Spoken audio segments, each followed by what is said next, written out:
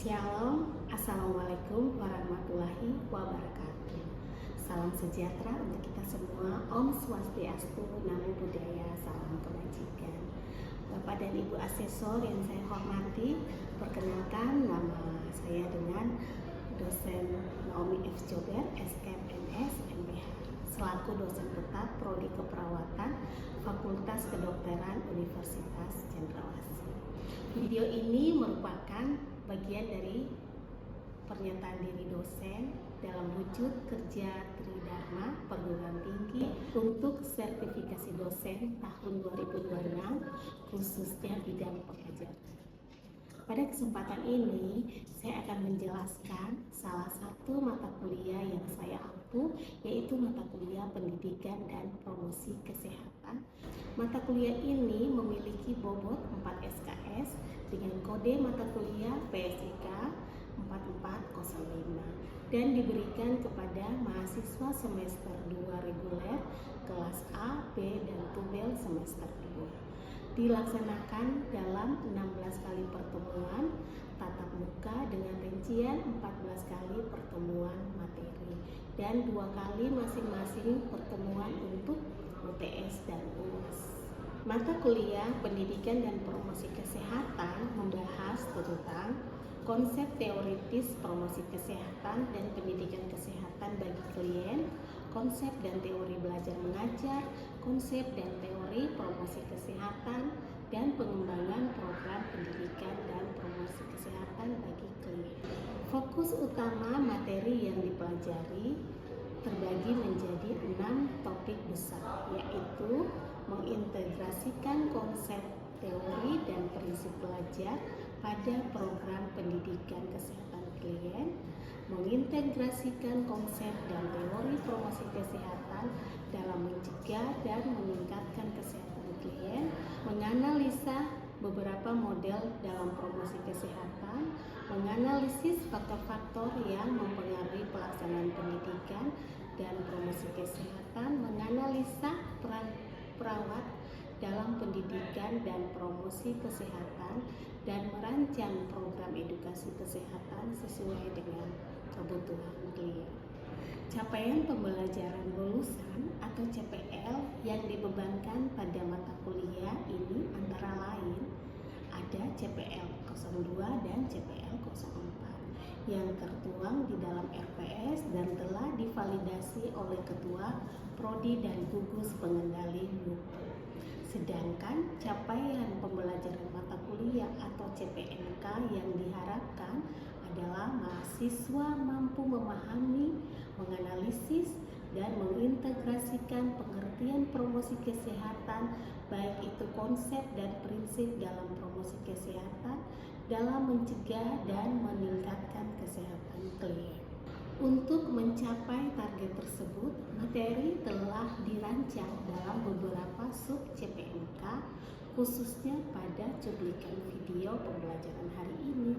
Kita akan berfokus pada sub CPMK yang kedua, yaitu mahasiswa diharapkan mampu memahami, menganalisis, dan mengintegrasikan pengertian promosi kesehatan secara spesifik, konsep dan prinsip dalam promosi kesehatan. Model pembelajaran yang saya terapkan pada mata kuliah ini adalah pendekatan Student Case Screening atau SCL, CBL atau Case Based Screening atau PBL adalah Problem Based Screening dan Project Based Screening. Pembelajaran ini berbasis studi kasus sesuai dengan rencana pembelajaran semester atau RPS. Metode yang saya gunakan di kelas meliputi penjelasan ceramah, interaktif, dan diskusi kelas. 3 komponen utama dalam mata kuliah ini adalah DIA atau Delivery, Interaction, and Assessment. Untuk delivery, saya memberikan materi dan RPS yang dapat langsung diunduh oleh mahasiswa di sistem e-learning Unjen, yaitu untuk pendekatan luring interaktif dengan slide presentasi visual, Referensi atau acuan utama yang saya gunakan dalam mata kuliah ini, saya menggunakan referensi dari Ederman Mendel dengan buku Health Promotion the Lifespan dan hasil penelitian juga literatur lainnya. Untuk interaksinya, proses belajar mengajar melibatkan komunikasi dengan dua arah melalui diskusi, kelas, dan tanya jawab. Dan terkait asesmennya, saya juga menggunakan asesmen formatif berupa pretest dan post-test interaktif untuk evaluasi proses serta tugas UTS dan UAS yang saya gunakan untuk asesmen sumatif. Selanjutnya, Bapak dan Ibu akan menyaksikan cuplikan proses pembelajaran tatap muka saya bersama mahasiswa program studi keperawatan Fakultas Kedokteran Universitas Cendrawasih pada pertemuan kedua dengan materi mengintegrasikan pengertian promosi kesehatan, konsep dan prinsip dalam promosi kesehatan. Selamat menyaksikan.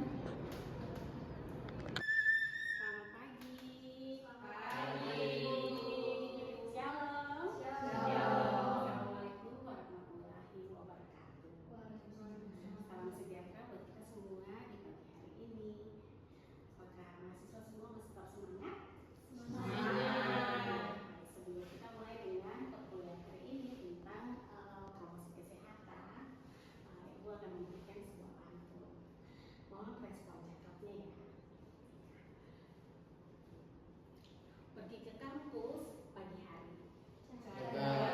Jangan lupa membawa buku. Mari belajar dengan sepenuh hati.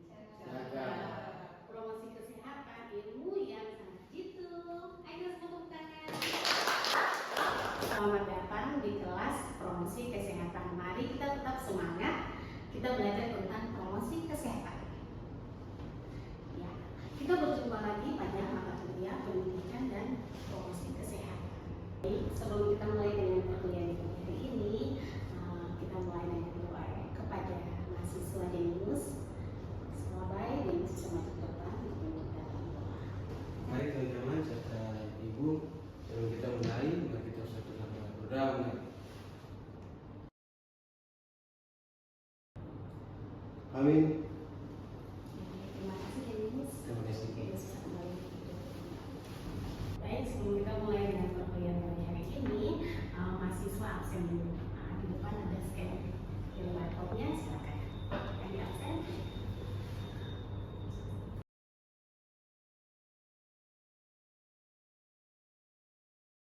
Baik, terima kasih mahasiswa sudah mengisi absennya. Sebelum kita masuk lebih dalam, ada motivasi dulu untuk memulai pembelajaran hari ini.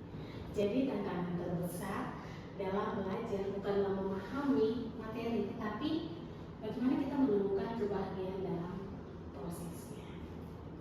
Jadi pada mata kuliah ini memiliki sub CPNK pada materi pendidikan dan promosi kesehatan pada pertemuan kedua. Setelah materi ini, Ibu harap mahasiswa mampu memahami dan mengintegrasikan konsep dan strategi promosi kesehatan. Baik mahasiswa, jadi untuk pertemuan minggu lalu kita sama-sama sudah belajar tentang pengantar pendidikan kesehatan bagi kliennya dan lanjut aja Bu. Bagi klien, terus mengintegrasikan konsep dan teori belajar, domain dan komunikasi dalam pembelajaran klien. Jadi Ibu harap mahasiswa masih ingat ya tentang pertemuan minggu lalu. Kira-kira kenapa mahasiswa kita harus belajar tentang pendidikan dan promosi kesehatan? Kenapa pendidikan dan promosi kesehatan itu sangat penting? Adakah mahasiswa di sini yang tahu tentang pentingnya kita belajar tentang promosi kesehatan? Mungkin ada yang silakan. Ibu, perkenalkan nama saya Malik Jadial. Di sini yang saya baca yaitu atau yang saya dapatkan prinsip promosi kesehatan itu di mana upaya untuk meningkatkan pengetahuan dan kesadaran bagi masyarakat supaya hidup sehat. Ya, mungkin ada lagi selain tadi sudah dijelaskan oleh Michelle, Dwi Rizkato. Oh ya, di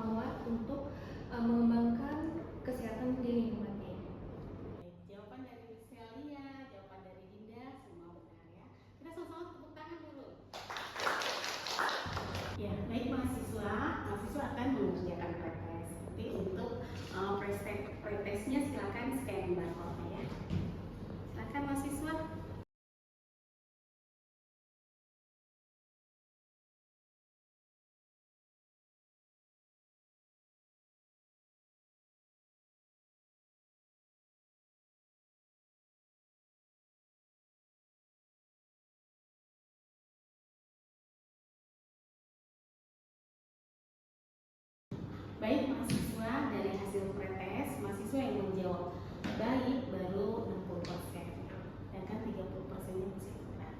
Ya, kita langsung saja masuk di materi pendidikan dan promosi kesehatan.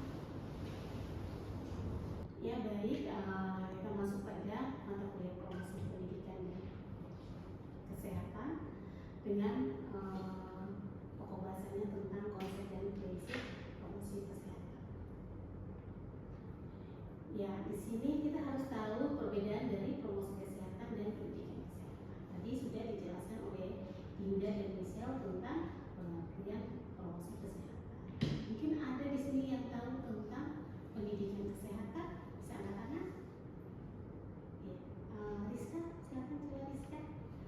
Ibu, pendidikan kesehatan adalah proses pemberian informasi dan pembelajaran kepada individu, keluarga, atau masyarakat untuk meningkatkan pengetahuan, sikap, dan perilaku agar mampu memelihara serta meningkatkan kesehatannya. Tepuk tangan dulu. Nah, jadi pendidikan kesehatan dan promosi kesehatan itu berbeda ya, tidak sama. Ibu tidak mengulang lagi, tapi di sini sudah ada tertuang di dalam kitabnya. Jadi Ibu akan menjelaskan tentang promosi kesehatan atau health promotion. Health promotion adalah salah satu bentuk upaya kesehatan berupa kuratif, promotif, preventif, kolaboratif, dan rehabilitatif, merupakan revitalisasi atau meningkatkan derajat masyarakat dari pendidikan kesehatan. Promosi kesehatan bukan hanya berupaya untuk melakukan perubahan perilaku, tetapi juga perubahan lingkungan yang dapat mendukung terwujudnya perilaku yang sehat. Jadi bukan saja perilaku kesehatan, tapi banyak sekali komponen yang harus kita lakukan dalam konteks promosi kesehatan dan terwujudnya promosi kesehatan. Nah, ini yang kedua adalah batasan promosi kesehatan. Bahwa promosi kesehatan adalah kombinasi berbagai dukungan menyangkut pendidikan, organisasi, kebijakan, dan peraturan perundangan untuk perubahan lingkungan dan perilaku yang menguntungkan kesehatan. Selanjutnya menurut SK Menteri Kesehatan nomor 1193 tahun 2004, promosi kesehatan adalah upaya untuk meningkatkan kemampuan masyarakat melalui pembelajaran dari oleh bersama masyarakat agar mereka dapat menolong diri sendiri serta mengembangkan kegiatan yang bersumber daya masyarakat sesuai dengan sosial budaya setempat dan didukung oleh kebijakan publik yang berwawasan kesehatan. Yang keempat adalah determinan kesehatan atau faktor yang mempengaruhi promosi kesehatan. Determinan itu atau faktor-faktor yang mempengaruhi. Jadi untuk determinan di sini ada 3 poin. Yang pertama tentang perilaku. Bagaimana kita melihat seseorang itu supaya dia punya perilaku. Kalau perilakunya suka merokok, itu dia bisa menyebabkan dia bisa sakit, kan? Dia bisa terkena TB gitu.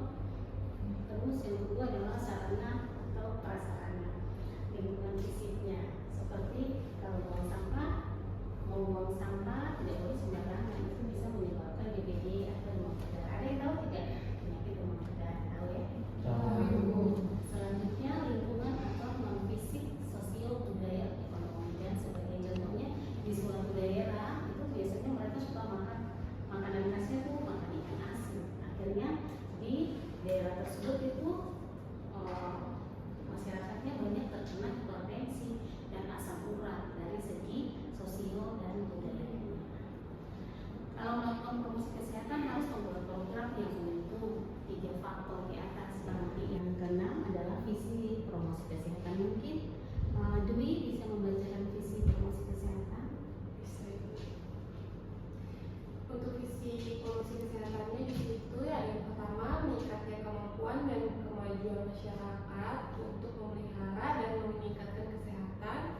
Di sini ada 2 dimensi. Yang pertama kemauan menurut willingness, pengetahuan dan sikap untuk hidup sehat. Yang kedua ada kemampuan atau ability, agar kemauan untuk hidup sehat terwujud diperlukan sarana atau fasilitas untuk hidup sehat tersebut. Ya, baik, selanjutnya poin 8 adalah strategi promosi kesehatan. Ibu minta kepada Siti bisa membacakan tentang strategi promosi kesehatan. Baik, di sini ada 3 poin. Yang pertama yaitu qualification, kegiatan untuk memperoleh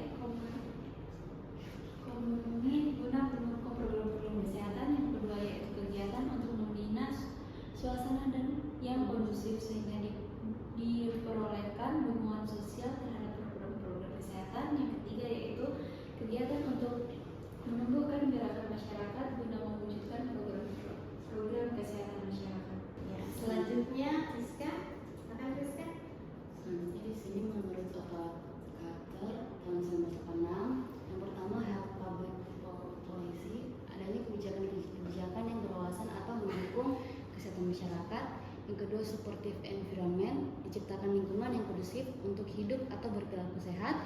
Yang ketiga, reorient health service. Di sini ada dua. Yang pertama, pelayanan kesehatan preventif dan promotif diutamakan tanpa mengabaikan pelayanan kuratif dan rehabilitatif.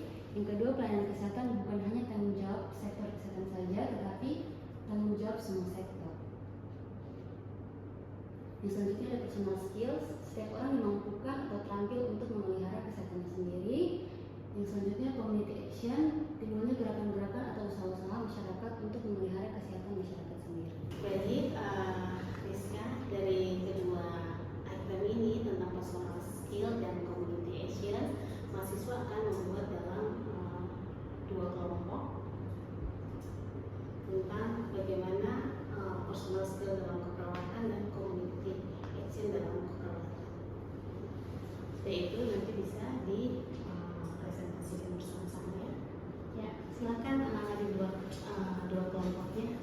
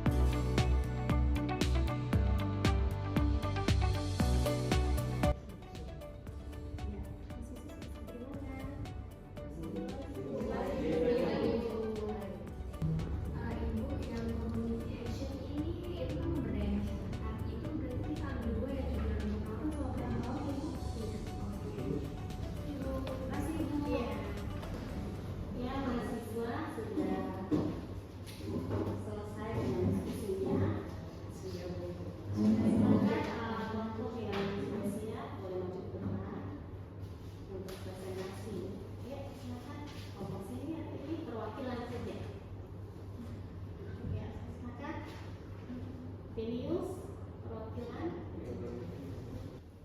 Baik Ibu, terima kasih atas kesempatan yang diberikan kepada kelompok. Di sini saya akan memberikan contoh-contoh personal skill. Yang pertama, komunikasi yang efektif. Yang kedua, empati terhadap pasien. Yang ketiga, berpikir kritis. Yang keempat, tanggung jawab. 5, disiplin dan kerjasama tim. Manajemen waktu dan adaptif terhadap perubahan. Di sini penjelasannya, personal skill ini kemampuan pribadi yang membantu perawat memberikan pelayanan yang profesional, aman dan berpusat pada pasien. Terima kasih, Bu. Ya, kita tangan. Baik, terima kasih. Di sini dalam community action kita ada dua contoh, yaitu yang pertama contoh dalam keperawatan. Itu yang pertama, membentuk dan membina kader kesehatan. Yang kedua yaitu mengaktifkan posyandu dan poslindu, terus menyalurkan kesehatan di desa dan di sekolah. Selain itu ada peran perawat juga sebagai fasilitator, sebagai advokat dan sebagai penggerak masyarakat. Terima kasih. Ya, kita menunjukkan Ya, semua kelompok satu untuk kedua sudah menjawab dengan benar sekali. Ya, demikian perkuliahan kita pada pagi hari ini sudah selesai. Ini ada kata-kata bijak ya dari pertemuan hari ini. Kesehatan bukanlah segalanya, tapi segalanya akan menjadi tidak berarti tanpa kesehatan. Terima kasih. Terima kasih, Bu. Baik, Ibu dan Bapak asesor yang saya hormati, demikian cuplikan proses pembelajaran saya pada mata kuliah pendidikan dan promosi kesehatan. Harapan saya, video ini dapat menjadi bahan pertimbangan baik dalam proses pengajuan sertifikasi dosen gelombang 1 tahun 2026. Semoga video ini bermanfaat dan menjadi kontribusi positif dalam upaya peningkatan kualitas pendidikan tinggi di Indonesia. Terima kasih. Shalom. Wassalamualaikum warahmatullahi wabarakatuh. Salam sejahtera untuk kita semua.